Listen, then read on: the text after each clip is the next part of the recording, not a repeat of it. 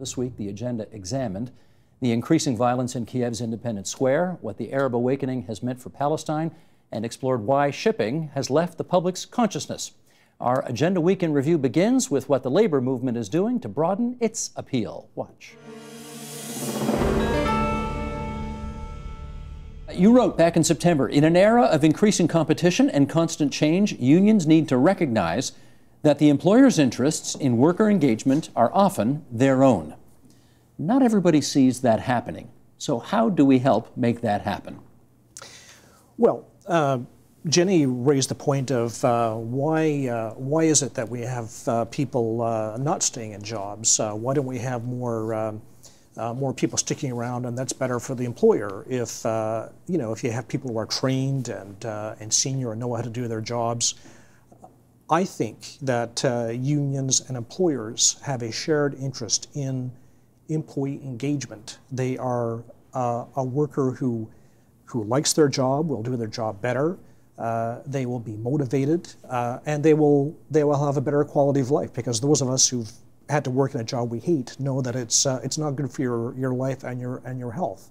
So I think our job as unions is to look for the well-being of our total employee, which is, of course, their financial well-being, a fair wage and health and safety, but how to have some feedback mechanism in the workplace so their voice can be heard and how they do their job, because they often have very good ideas about how their job should be done, but in the hierarchical workplace, they don't get heard. So I think there's a lot of what we might regard as soft work, different from the wages and benefits stuff, that we can do and be an ally of the employer for the good of our members. Kelly, is it your view that unionized employees want too much of a say in how a company is run? I don't think so, and I think, I agree with that there should be more of a say. There's the example there are examples in other countries of how that's run. Germany is the best known, where they have employer-employee councils, which they get together every year and discuss in great depth, the situation for the company and what to do about it. And I think we could definitely use more of that here. It's the fact that it doesn't exist that I think is interesting. Why doesn't it exist? It's because both sides distrust the other so much, and it's because the whole history of unions here has been so confrontational. Whether that's the union's fault or management's fault, it's probably a bit of both. They could obviously use it, but I think you have to change that entire mindset before you're going to get there. And to do that, I think you have to change, again, the attitude of the unions, of, corporate leaders are all greedy people who want to take our money away from us. That's not the case. And I think the executives have to recognize that not all unions are out to break the company. Anything you can do in your job to get these two sides talking to each other better? Well, this is where I'm going to disagree with Kelly, is because I don't think there is that kind of adversary or antagonism that exists as you're suggesting. Jenny mentioned Unifor stats, and it's funny. Ontario data is identical. That 97% of agreements in Ontario have been able to settle without any labor disruption. That's a very remarkable number. That the two sides do work together. Of course, negotiations are never easy, and the problem is the 3% can completely disrupt the economy. If, for example, it's the Toronto Transit Commission, let's say. Well, it depends on the situation and what level we're talking about. But I think you've got a system which is healthy, is respectful. Really, both sides bring their positions together. One of the things that I do, equal parts I meet with unions and equal parts I meet with businesses. Glenn mentioned this earlier. I don't have businesses coming to me as the Minister of Labor saying, you need to change the rules. Businesses are not concerned about that. They actually are engaged in a healthy way, working with unions. Great example is health and safety in Ontario. We've got one of the really good numbers in terms of reducing numbers of workplace injuries and fatalities, as we're doing more work towards putting our focus on prevention. We're seeing great evidence of work being done both by management and unions together to ensure that their workplaces are productive workplaces, because more healthy workers means companies get to do better and make more money. But if you're going to, I could just say, when you're talking about balance, which everybody wants, balance and fairness, et cetera, people bringing their positions to the table. I mean, Dalton McGuinty and the teachers didn't have the best relationship there for a long time. It was fine as long as the government was agreeing to what the unions wanted. Once he decided that he had to freeze wages and it was going to be 2 years and it was going to be a little bit tough, suddenly there were no friends anymore. Suddenly there was no talking at the table. Suddenly it was marches on Queen's Park. I mean, you know, if the government itself can't get along with the unions, how do you expect it to happen in other places? Well, again, I mean, I think there was a disagreement in a collective bargaining situation, and unions have certain rights to exercise as to how they're going to within the law as to how they're going to exercise those rights. It was interesting in that particular instance, as I recall, the stoppage of extracurricular activities that we saw. I think the Ontario Labour Relations Board, in the end of the day, held that it was not lawful.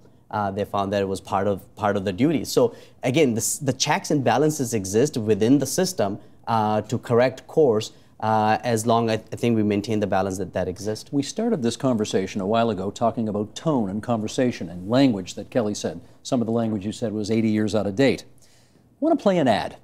Here is an ad that suggests that collective bargaining works. It's from the Canadian Union of Public Employees. Watch the ad, then we'll chat. Roll tape, please. So many good things we all need start at the bargaining table. A decent living, time for our children, our parents, a safe place to work, a future to look forward to. When workers and employers negotiate fair contracts, they set standards that improve both union and non-union workplaces and help all Ontario families keep up. Collective bargaining works. We can't let any government take bargaining rights away. A message from CUPE. Kelly, that's a long way from we're going to grind those capitalist running dogs into the gutter. You know, that's quite a sweet, soft sell approach, if you like. Is that the way to go? I don't know about that. I don't know about if you can convince people through advertising. I mean, the federal Conservatives spend a lot of money on advertising. I don't know if they've convinced everybody about what a great job they're doing with all their spending. So it's fair enough that the unions want to do the same thing, but I don't know if the effect's going to be any different. I think people want to see they want to see benefits, they want to see action, they want to see something that affects them themselves. And I think too often in labor relations now, they don't see that. An awful lot of union leaders seem to be interested in bigger things. You know, they're interested in politics, not even Ontario politics, Canadian or international politics. They're off sending, you know, boats to Gaza and stuff like that. And I just think that kind of thing turns people off, and even if it's not fair, it creates an impression of what unions are about that sticks with people. You know, they think, I'm interested in, do I have to work overtime and how much am I getting, and is my company going to continue to exist? And they're seeing themselves paying dues so that, you know, the union can flood Niagara Falls with workers to elect the NDP. I think that puts people off. The tone of the commercial, what'd you think? I think that we are trying to do exactly what you're saying that unions need to do, Kelly, and I would invite you to spend a day with us at Unifor, because maybe you just need to kind of get in deep and see what's happening in the labor movement and in the union. I think we're doing a lot of the things that you're suggesting that we should be doing, the language, or even having these conversations that Glenn and both you had agreed to, that employers and workers have to do more. The example of workers' councils, for example, in Germany. We are trying to do those things. That's been happening for many, many decades. I just don't think everybody necessarily knows, or everyone's busy to be paying attention to all the minutia details that's happening behind the scenes. So those things are happening, and I would welcome you if you want to see how some of these things are taking place in the conversations. Come on out. Come to a union meeting even. Why not? Get to know us a little bit better. Are you unionized? No.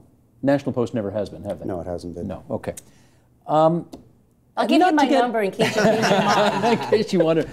Not to get too smart at LK here, but that commercial showed not only a kind of a touchy-feely, progressive, if you like, approach to all of this, but it was a pretty diverse crowd in that commercial as well. And your appearance here notwithstanding, we're delighted to have you here today. If you go to the Unifor leadership page on your website, it's pretty white.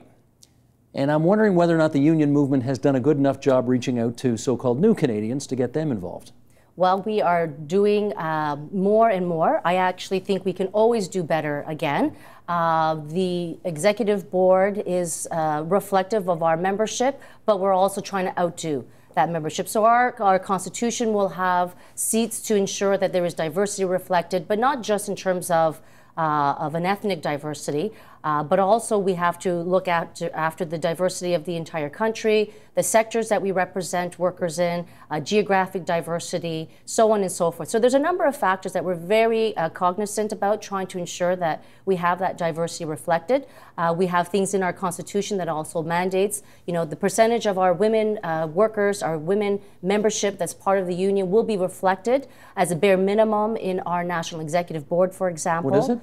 We are over 30%, 33%, and we have about 40% on our National Executive Board currently. These are people who have to get Still elected. better than your executive council. Right? And these Yes. are not just appointments. Yes. I mean, these are people that have to get elected through their peers, through their other union members. So Okay, it let is me a follow up with democratic Glenn. system as well. What's your background, if I can ask?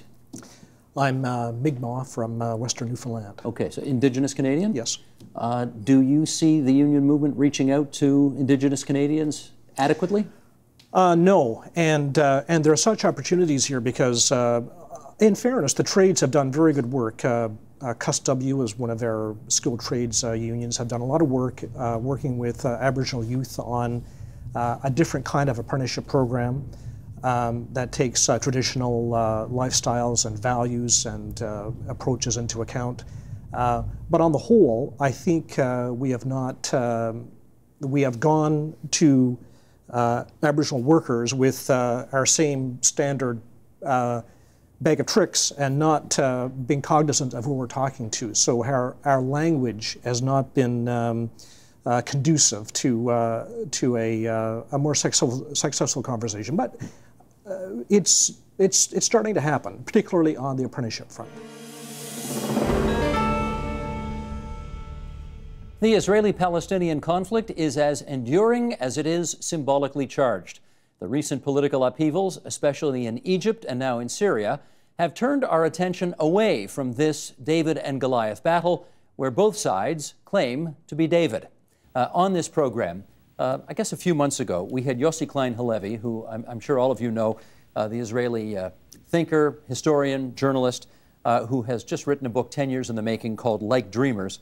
And on the issue of the sacrifices both sides have to make if peace is going to be found, he had this to say. Roll tape, please. The tragedy of this conflict is right versus right.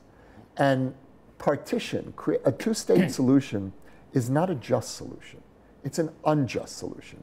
To deprive me of Judea and Samaria, the biblical names for the West Bank, is unjust.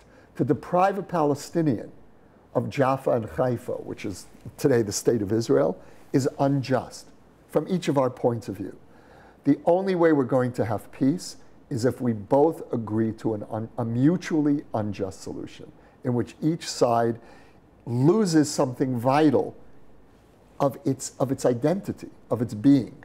I will not relinquish my claim to the West Bank, my emotional claim, but I need to relinquish my political claim if there's going to be peace, and a Palestinian has to make the same move. Samira, do you think he has characterized this correctly?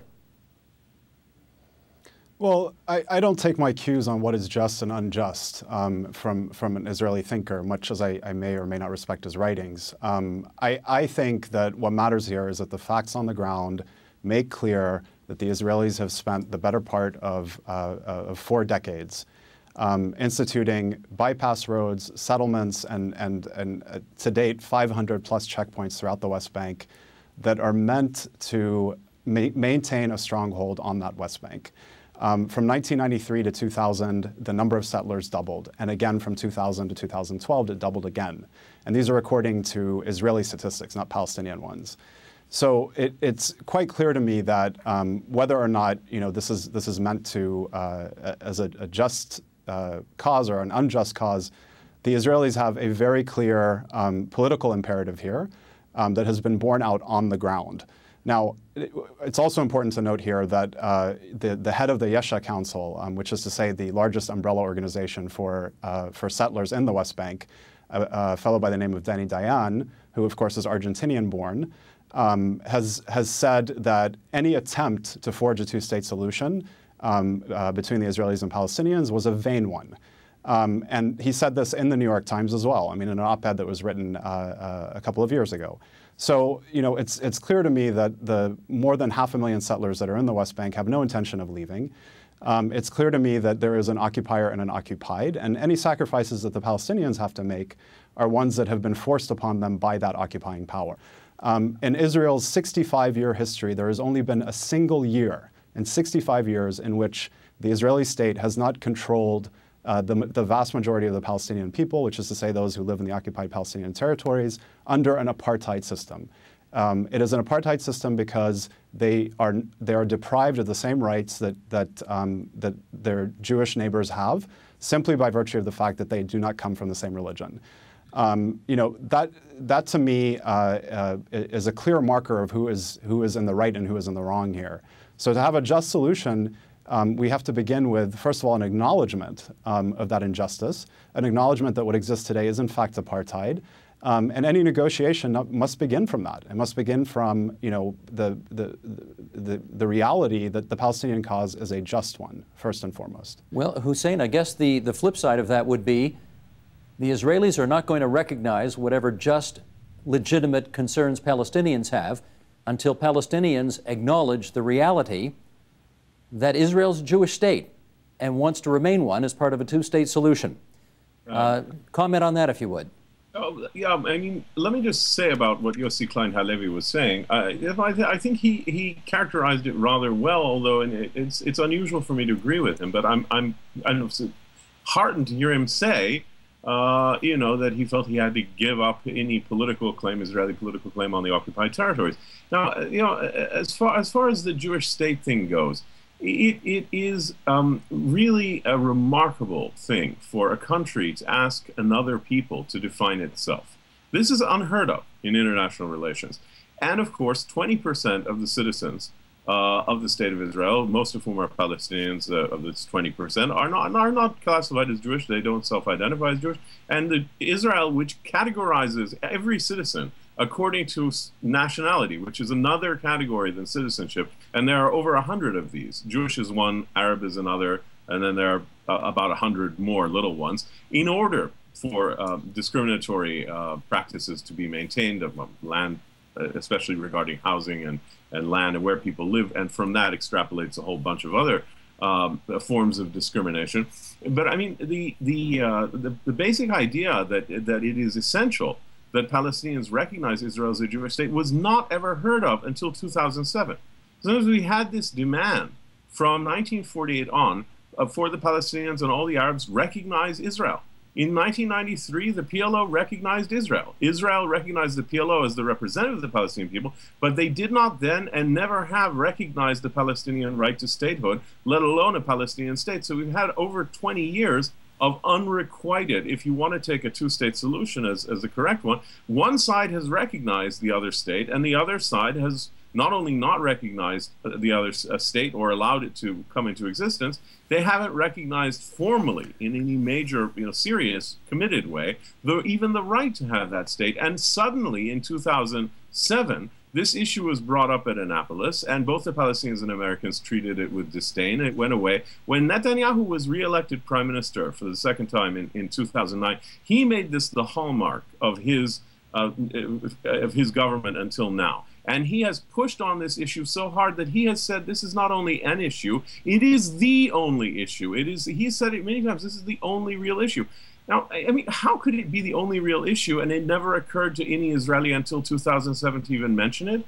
I really think it's a very damaging thing. If we're talking red herrings, I think Israeli supporters would say this business of calling Israel an apartheid state is another one of those things. And they would say the following. They would say, this is going to Allah, this question. They would say the 20% of Palestinian Arabs who live in Israel, if by some chance peace were to happen tomorrow and a Palestinian state existed in the West Bank and Gaza, leave the details aside for now. Do you think that 20% who are living in this so-called apartheid state would stay where they are, or would they move to Palestine? I've spoken to Palestinian journalists who have said they'd stay right where they are right now because they got it better in Israel than they ever would in the West Bank. What's your view on that, Allah? Well, they will stay wherever they are because it's their homeland, because this is where they were born and this is their life. So they are staying there not because Israel is offering them better life, but it is because of the right of self-determination. It's because of the right to stay wherever they want and wherever they have the right to stay. And they are not the only one who need to stay there, but also the other refugees and the Palestinian refugees in the other neighboring countries and in the world. According to international law, they also have the right to go back to what is called now Proper Israel. So I don't think it's a matter of question if we're talking here about concessions and what are the prices. They have the right to stay wherever they are. In our remaining moments here, let me play you one more piece of tape here. We talked about the Yossi Klein Halevi interview earlier. A couple of weeks ago on this program, we had Ari Shavit on, the author, the historian, who's written a book called My Promised Land, which has gained a great deal of attention around the world. Samar, I have to say, one of the things he acknowledges is that the original settlers, I guess when I say original, I mean in the late 19th century, who came to Israel did not see the Palestinians who were already there. They weren't called Palestinians at the time, but there were Arabs in the land, and he acknowledges they did not see them.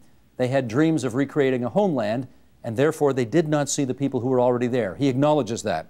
Having said that, he goes on. Let's play this clip, and then we'll get some reaction afterwards. Roll tape, please.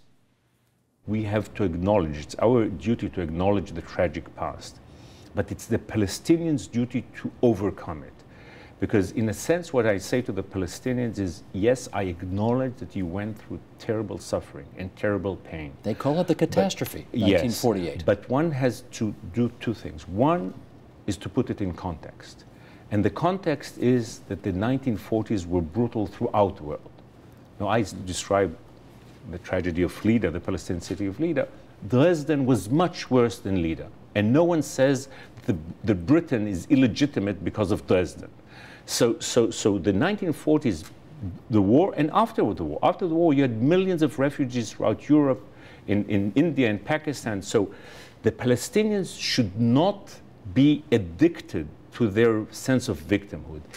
If they are into the victimhood game, you know, no one can beat the Jews in the victimhood game. No one can compete with us on that. So let them learn, in this sense, from the way we overcame our tragic past. Our past was so tragic, and yet we did not let the past poison ourselves. And we did choose life, and we did choose moving forward. George, I guess the allegation here is it's time to get over it. It's time to stop reveling in the victimhood of the Palestinian cause. How does that sound to you? It sounds ironic for a representative of a people who I don't think would take well to being told to get over the Holocaust, for example. And I think, you know, if Palestinians were to take their lesson from Zionism, that would mean that they would go and expropriate some other people and take some other people's land in order to set up their homeland. That's nonsense. That's not the way to achieve justice. That's not the way to achieve peace. That's not the way to move on. The way to move on is to acknowledge what has happened, to come to grips with what has happened, to repair the damage that has been done, and not to pretend that this is just a kind of an unfortunate accident of history, as has happened to other people, and we therefore move on. There was a telephone call the other day between Yanukovych and Putin. I know you weren't on the line, but I suspect you can imagine what was said. Want to tell us what you think went on that call?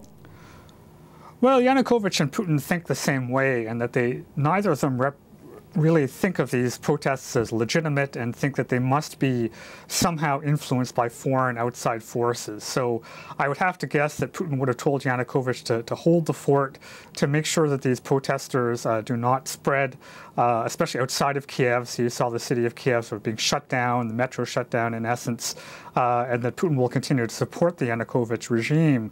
But they're really running out of any solutions that will still allow them to be a legitimate government when the crisis is over. Do you think it might have been something a little more dramatic, such as, fix this damn thing, you're ruining my Olympics? Well, certainly Putin, it's very inconvenient timing for him, but he doesn't have much more than one line. He'll say, fix this damn thing, but it's not very clear what there is that can be done. And there's risks as well for Putin, because if this explodes into civil unrest, then it could go very badly for him indeed, because it seems that as you see these pictures of snipers killing young medics and this bloodshed on the streets of innocent civilians, that really the popular mood, not just in the West, but in all of Ukraine as well, will turn against the government. The Ukrainian government, of course, is saying that it's going both ways, that the protesters have killed, certainly not in the same numbers, but have killed police officers, I think one worker inside a government building. They're saying that's happening too. Do you dispute that? No, I don't dispute that. And as I said, there have been signs that there are some increasingly violent forces within the protesters themselves. It's a minority. These are groups often associated with the far right in Western Ukraine that have certain very radical nationalist roots, cheering for Ukraine for the Ukrainians, and really enjoy perpetrating violence. So that group is there, but at the same time, I think you could make the argument more forcefully that it's really been Yanukovych's failure to meet any demands of the protesters and to try and end these demonstrations that's allowed for this radicalization to take place. Well, the government, in fact, is calling them, quote unquote, American-backed terrorists. Yesterday, somebody compared them to the Brown Revolution, which is a reference, of course, to the Nazis in Germany in the early 1930s. I appreciate that you've identified a segment of this group that may be interested in violence, but in the main, who do you think the protesters are? Well, at the beginning, these protesters were the people that really had a very pro-European slant and were very angry that Yanukovych had turned his back on the EU agreement that he was meant to sign in November and then went towards Russia. I think then it's been joined by people who really are just tired of the difficulties of life in everyday Ukraine, the corruption, the unemployment, the economic stagnation, that really want a chance for a new future. And a lot of them, when you talk to them on the streets, you hear these words that we just want to live in a normal country, in a civilized country. And I think these are really the main groups of protesters that are out there.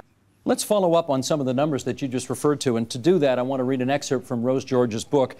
Here we go, from 90% of everything. Trade carried by sea has grown fourfold since 1970 and is still growing.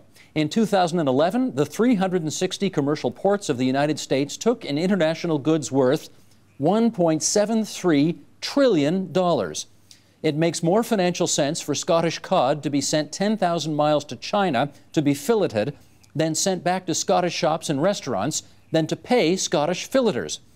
If the containers of Maersk, a shipping company, alone were lined up, they would stretch 11,000 miles, or nearly halfway around the planet. A container ship travels the equivalent of 3/4 of the way to the moon and back in 1 year. Okay, Peter Hinchliffe, continue along this way. How profitable is shipping today?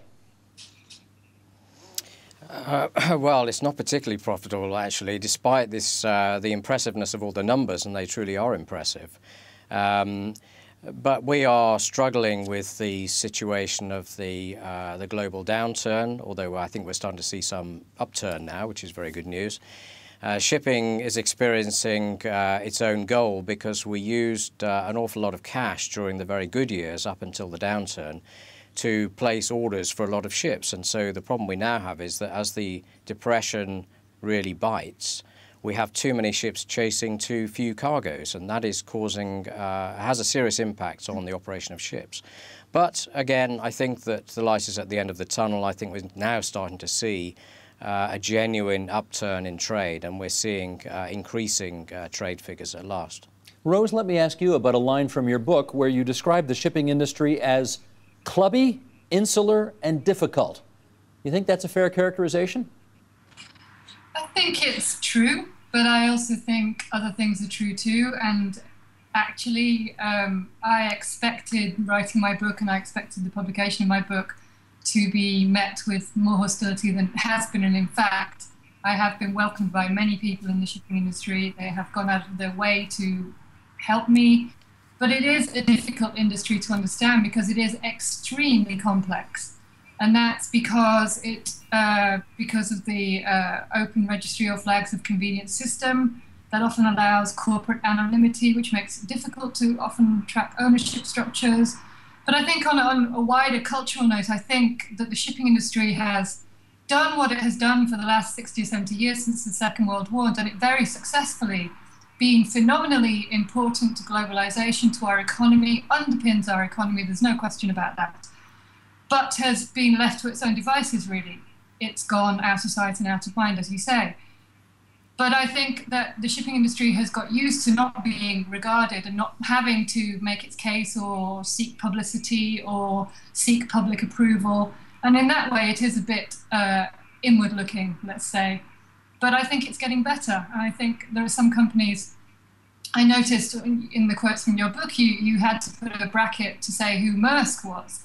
And you put it's a shipping company. Now, Maersk is a huge shipping company. It astonishes me that it's not a household name like Microsoft is, because Microsoft makes the software that is on our computers. Maersk brings us those computers. Their revenues are equivalent, about $60 billion a year, and yet we've not heard of Maersk. We've all heard of Microsoft. So I think there's something, I think the shipping industry is learning to convey what an interesting, if a little tricky, industry it is. It's interesting you call it the way you call it, because I've always thought the pronunciation was the way I said it, but I guess I've always heard it or said it incorrectly, and have to confess that had I not seen that Robert Redford movie a month ago in which he's alone at sea, shipwrecked, and a Maersk container ship went right by him and didn't rescue him, I'm not sure I would have heard of the company either. Says a lot about the sea blindness, I guess, that we're talking about here today. Where do, Julian Parker, where do most seafarers come from nowadays? Well, most of the seafarers definitely come from the Philippines. It's the largest supplier country. India was a major supplier, but they're actually finding it more and more difficult to get seafarers to go to sea. When the Soviet Union started to disintegrate, so to speak, a lot of Russian seafarers were available. Croatia from the old Soviet Republic, and there are, of course, obviously Chinese and other countries as well, but relatively few from the United Kingdom, relatively few from you in Canada. The more developed countries don't have so many seafarers operating at sea. So, yeah, no, the Philippines is #1 at the moment. I'd like to get both Peters to comment on this, and that is in Rose George's book, she quotes a sea chaplain who says, quote, "People get outraged about sweatshops, but they don't realize that once the stuff is loaded on a ship, that can be another sweatshop." First to Peter Hinchliff, do you think seafarers are taken advantage of by the industry? I don't think they're taken advantage of. I think seafaring provides a very useful working life for people who perhaps wouldn't have that opportunity. And the standards of working conditions and pay and so on, in terms of the normal expectations in those supplier countries, are actually very good. But I'm not defending those companies who operate below the benchmark that we like to set. Well, I think Rose George has done a brilliant job in her book of identifying that generally the industry provides an extremely good working life. But unfortunately, like in most industries, there are people who operate below the benchmark, and it's certainly our role to try and make sure that we create conditions where those operators simply can't operate. Peter LaHaye, your view?